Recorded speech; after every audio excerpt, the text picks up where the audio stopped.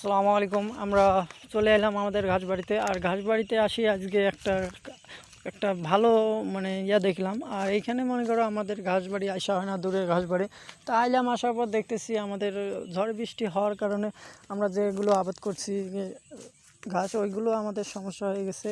তা সমস্যা হওয়ার কারণে আমরা এইগুলো ঘাস আমাদের কাটতে সুবিধা হবে না, আর অসুবিধা হয়ে যাবে। যেমন আমাদের ঘাসটা সুতি পড়েছে, সুতি পড়া ঘাস তো আমাদের সমস্যা হবে। সেই জন্য আমরা এখন অতি তাড়াতাড়ি আমাদের এই ঘাসটা কাটতে হবে, নাহলে আমাদের এই ঘাসটা থেকে আমরা যে আশা করি যে ঘাস পাবো, ওই ঘাসটা আমরা পরবর্তী পাবো না। আমাদের আজ থেকে যদি এক সপ্তাহ পর আমরা এই ঘাসটা কাটি, তাহলে এই ঘাসটা আমরা পাবো না, এই মতো আগের মতো ঘাসটা। তো সেজন্য এগুলো ঘাস আমরা তাড়াতাড়ি কাটতে হবে।